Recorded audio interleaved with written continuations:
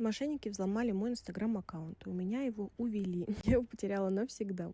Это было в далеком 20-м или 21-м году.